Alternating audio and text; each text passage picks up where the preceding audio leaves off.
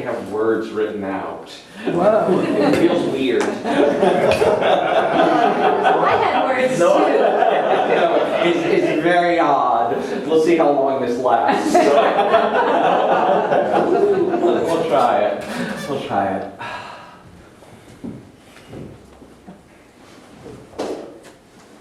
In our society today, it's almost a badge of honor to be jaded. At least to be skeptical, right? To look aglance at something, to always have that discerning eye. Right? We are taught to protect ourselves from others, from unscrupulous business deals, from people who will break our hearts. And in that protection, in that guardedness that we assume, we build walls, shields, barriers, and sometimes cages. And the result of those protections is that we not only keep out the bad things, we keep out the blessings. We keep out the good things as well. Most of us have witnessed the negative effects of complaining, whining, anger, pessimism. They create barriers to our good on many levels. Whether it's a complaint from a person about their job. Oh, my boss won't let me succeed. Oh, the deck is stacked against me, right? Or it's someone complaining about how impractical positive thinking is. It's just not the way the world works. Or the person who always expects their partner, their mate, to mess up. Right? And sits and wait to complain about it when they do. And say, see, I was right. I knew they were going to mess up. This kind of negativity stops creativity in its track. This kind of negativity keeps us from experiencing the wholeness and the fullness of life. In her book, The Law of Divine Compensation, Marianne Williamson says this: while the power of negativity is clear to most everyone, the power of vigorous positivity receives short shrift. I should have warmed my mouth up before I said this sentence. Positivity is more than the absence of the negative. It is the presence through thought, word, and action of the positive. The presence of the positive. See, because what happens in the world does not determine whether you're happy or not. Let me say that again, please. What happens in the world does not determine whether you're happy or not. Happiness comes from you, and you find it in the situation. The Dalai Lama says this: in order to carry a positive action, we must develop here a positive vision. It is absolutely the other way around. What you bring to any situation brings out the happiness in it. Situations are by themselves neutral. They're neither good nor bad, but thinking makes them so. Shakespeare.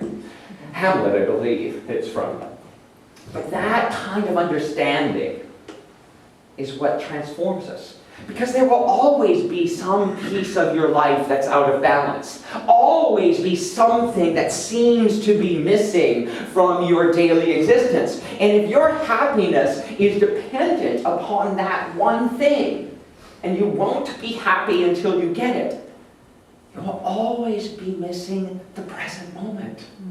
Always waiting for something outside of yourself to fill in the emptiness. Whereas if you could take that moment and be fully present, fully see what is really in front of you, as we talked about last week, without the lens that you bring to the situation, you could find, maybe even celebrate the good that is right there in the midst of it. Now I know this sounds good and it sounds like a cliche, but there's some practical ways we can apply this and have it in our life. In her book, The Law of Divine Compensation, Marianne Williamson goes on to talk about the 3 different ways of having positivity in your life. And the first one is positivity about others, right? About other people. Every relationship you have is here for your healing. Oh, yeah, right? Your family relationships, your business relationships, and yes, your romantic relationships. They are all here for your healing, for your highest good. But too often we separate relationships into different categories. Well, I love my family, but I don't much like them. Right? Or we can say about, well, the people I work with are just that. The people I work with, they're not really my friends. Or we can say, that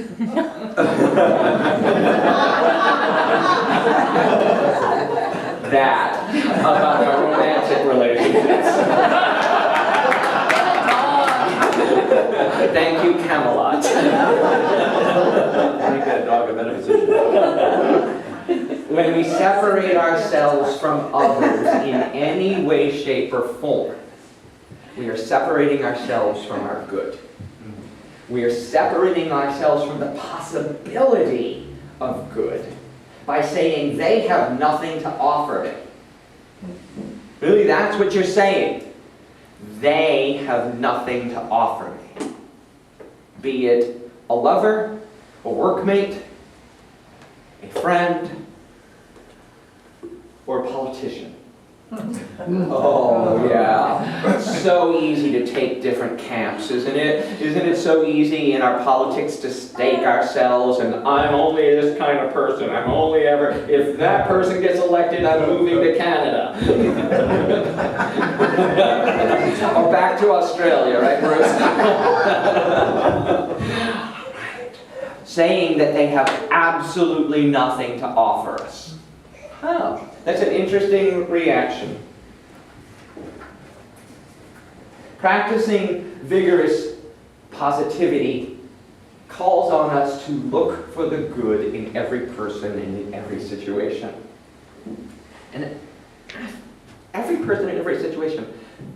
And wouldn't we want other people to do that with us?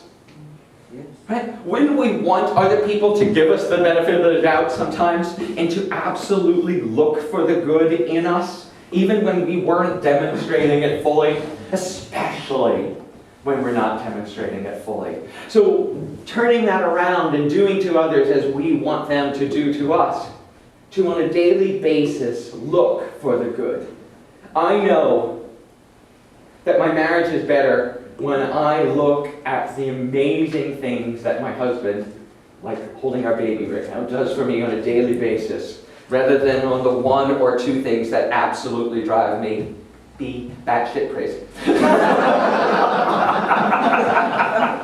I know the same is with him, to me. Right? Yes. Like, yeah.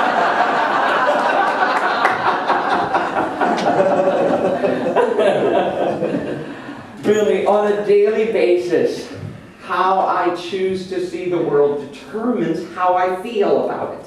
If I choose to see the good in my husband, I feel better. I can choose, Cinder and I were talking about this morning, about the spork in the road. Because it can be a spoon or a fork. I like the spork in the road. It's like, which thought do we want to choose? Do we want to see the good or do we want to see the bad? Right? And that determines how our day is going to go. It's that simple. It's going to determine how happy you are. The next way is positivity about possibility. Now, that's amazing, right? Positivity about possibility. I like to call it also positivity about circumstance. Every circumstance, every situation carries with it infinite possibility. When you think things are falling apart, they actually may be falling together if you allow it. if you allow it to fall together. Oh, how often have I heard, "I've been so blessed by my cancer diagnosis." Now, you may think that statement an oxymoron, that it's not possible to be blessed, but I have sat with, counseled, and been amazed by so many people who tell me that their diagnosis was the turning point in their life. And I can stand here and tell you that I have been so blessed by my addiction. That the process of entering that disease has enabled me to learn the tools that make me the man that stands before you today. Whether it be just reordering your work-life balance, setting relationships right, or learning the practical spiritual tools that you apply on a daily basis to your life, a diagnosis can be one of the best things that ever happens to you. It can shift your whole perspective to what's really important. Now, it's also true that a diagnosis or a disease is not something that any of us would ever wish on anyone else. But we have found that tragedy or heartbreak can sometimes be the greatest breakthrough we've ever had in our lives. Martha Creek, who's going to be here in a couple of weeks to do several different workshops here, was a good friend of mine. And when I was sitting with her at a conference at Unity Village, Brock were there with us, and she said to us, she said, "I got wheeled into my breast cancer surgery wearing a pin on my hospital gown. And the pin on my hospital gown said, 'Stop staring at my breasts.'"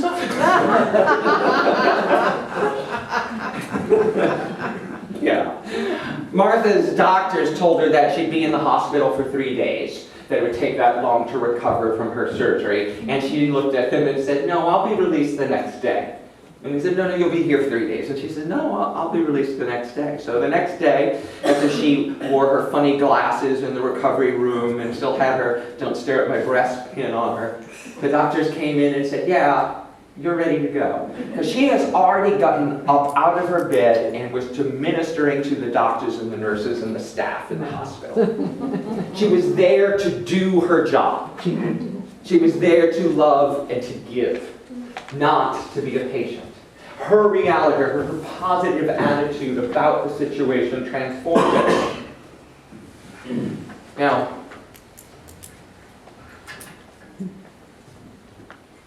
I have something to tell you that you may or may not know.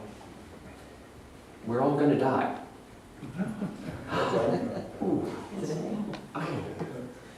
Right? Even though Martha's experience of that hospital visit was a very positive one, we still not any of us getting off this planet alive. That doesn't mean that we're not eternal, that our spirit will continue. But this physical form that we are all sitting here in and all celebrating today is finite, is limited. And so when we know that, we can make positive choices about it. You can decide right here and right now how you want to live it. I have witnessed amazing acts of peace and reconciliation and love with people who know their turmoil. I have witnessed and seen amazing transformations from people who approach a death sentence not as a sentence, but as an opportunity. They approach it as a place to go, what do I need to do now? Do I need to repair relationships in my life? Do I need to be present to the people who are taking care of me? Do I need to be present to the people who I love? And do I get to enjoy every step of the way? Because here it is, we separate death from life. But death is part of life. Okay? Death is just as much a part of life as birth is, except in our thinking. What if we reframed it to understand that in that moment, in that separation, and in that pain, is the absolutely positive opportunity to be with someone in the most amazing and powerful way. When I first started as a minister, a fellow minister of a different congregation came up to me one day. Had a chance encounter, and he asked me, he said, "What's your favorite thing to do? Weddings or funerals?" Right? Only a minister would ask that question, right? Really. And without hesitation, I said, "Funerals." And he said, "Why?" I said, "Because there is no BS. People are so real, so vulnerable, and so true." I mean, weddings, we all have our expectations of weddings. We bring all of that to weddings. It's got to be the most fabulous day ever, right? And they're beautiful and they're lovely. But there is something so amazingly powerful and human and real about a funeral. You get to see how this person was loved. I've attended and served many funerals where I didn't know the person. I knew the family. But by the end of the funeral service, I knew the person because the stories are told. That kind of positivity brought to the process of death and life is so precious. We don't always take advantage of it.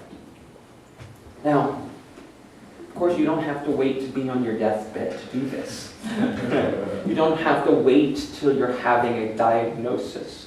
You can choose in this day, in this moment, to live fully. Take, for example, being fired. Sometimes being fired is the best thing that can ever happen to you. Sometimes losing a job is the ticket you need. Because you may have not had the courage to leave the job you didn't like. And if you still have the job, how are you going to take the other one? If your job is so all-consuming and you're so wrapped up in it, how will you be available for the job that's waiting for you? The job that will actually fulfill your heart's desires and make a difference on the planet. Right? Sometimes your job leaves you. Right? When I was working, I had a business in New York before this, and I knew that if I won the lottery, that I would quit that job in a minute. I would leave that business, I would turn it over to someone else, and I would go on to do my life. Well, I didn't win the lottery, but the job left me. The job was taken from me. And I often think that that was God, not the God up in the sky, but my higher self, my divine self, doing for me what I was not able to do for myself, because that job, while I wasn't enamored of it, paid me really well. And when it was taken away, I got to totally reinvent myself. I got to start over. I got to go back to school, and I got to become a minister. And now I work on a job that I won't quit, even if you fire me. I'll still be doing my job, right? This is a calling, not a career, right? It is who I am now, not what I do. And the gift of being fired pointed it out to me, right? The gift of being let go. There's lots of different ways in romantic relationships as well. Another me story, but I had a breakup once, and a friend of mine who was talking to me about it said, "Honey, rejection is God's protection." And it's really easy to look back now in my bliss and happiness of married life to know, oh, thank God that relationship didn't work out, right? But what he's saying in that statement, rejection is God's protection, is that when we stop holding on to what's not working, our hands are open to receive the good that's waiting. The person, the relationship, the experience that's waiting for you to come right in. And then the last way is positivity about ourselves. Now, strangely as it may seem, being positive about ourselves is the hardest thing we do. Right? It is so much easier to see the possibilities and the positive in other people. And it is so wonderful to go, oh, in that situation, I know the right and perfect job's there for me, or the right and perfect mate. Sometimes to be positive about ourselves is the most difficult thing we can do. It's where our spiritual rubber hits the road, right? And we really have to step out. And I'm going to propose something radical to you. Maybe not. That the best way to be positive about yourself is to have healthy boundaries. Ooh. Oh, ooh, she says. The best way to be a positive about yourself is to have healthy boundaries. Not to be a doormat. Not to let other people walk over you, but to say for you and for them, no. This is who I am, and you can't cross that line. It lets, I call it positively selfish. Because I won't allow you to diminish me or you. It won't allow you to do something that isn't in both of our highest interests. Sometimes, with your friends, with your families, with your coworkers, the best and the most loving thing you could do is say no. Is to say no. Try these on for size. No, I won't participate in that lie. But I'll help you figure out how to get through it. No, I won't join you in that gossip. But I will figure out a way that we can help that person. Okay? No, I won't let you drink and drive. But I will pay for your cab home. Ooh. No, I don't want to go out. I want to stay home and read a book tonight. Right? Ooh. Saying no, but taking care of yourself. Saying no, but seeing the higher and the best in someone else. Saying no, but lifting the situation to its rightful place. Always, always set up boundaries that serve you and then the other person as well. Also in self-care, eat foods that nourish you. Eat foods that are interesting, that taste good, that have interesting textures or different varieties. But these ideas of starvation diets and fads do not honor our higher self. Listen to the word. I'm on a starvation diet. Is that self-care? Is that positive thinking? Right? But we all do it. I mean, I've been on the diet roller coaster, right? Oh, if I fast for 2 days, that'll kickstart my... It's like, no. Healthy eating is self-care. Finding exercise that I can do in an easy and wonderful basis, to be gentle with myself. When I first started training with Cinder, I was like, oh, wait, aren't you going to push me harder? She was like, no, let's rest. Let's stretch. Let's take care of you. And she taught me an amazing way of gently doing something that was maintainable, rather than punishing myself for gaining that extra weight, or for not having been at the gym for however many months it was. Right?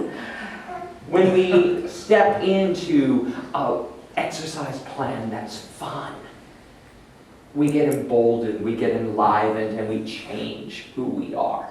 Play is an essential part of our lives and of self-care. So I'm going to invite you to pull out your bulletin, and on the back there's a note page, right? In order to change anything, we must acknowledge where it is and then choose to see the positivity in it, right? So I'm going to invite you on your notes page to quickly, without giving it we're not giving it too much thought, to write down 5 things. So there's pens in the chairs in front of you if you don't have a pen, and we can get you something. Great. So 5 things what? 5 things that aren't going well in your life. 5 things, real quick. Just 5 things that aren't going great. 5 things you'd like to go better. 5 things that aren't going well. You don't want to go there, so you're like, No, not going there. there's a plus for it. Do it. Trust me. 5 things that just aren't going. It doesn't have to be negative. Just things that are not going as you planned. 5 things that aren't going well. 1. Thank you. 1. I might do one. 1. If you can't do 5, do 1.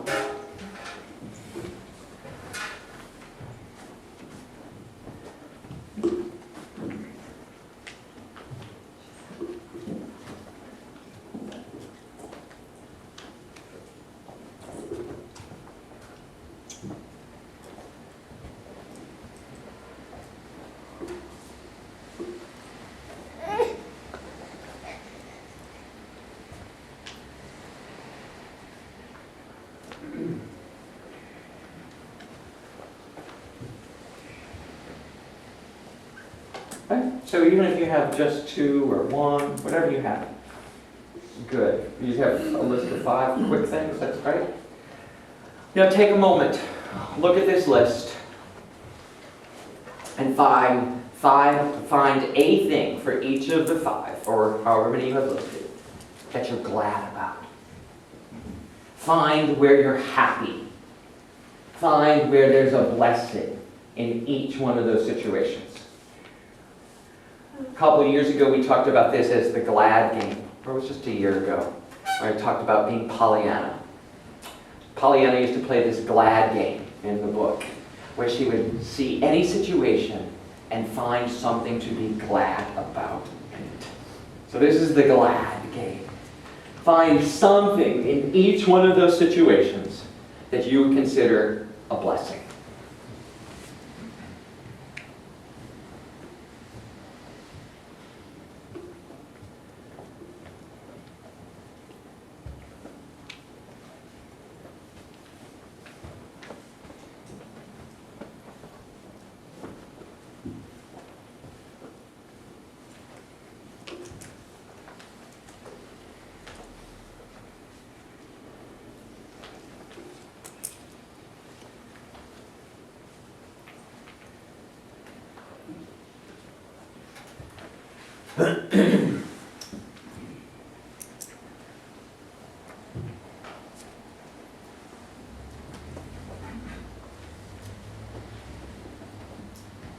You're such good students. Everybody's like diligently, right?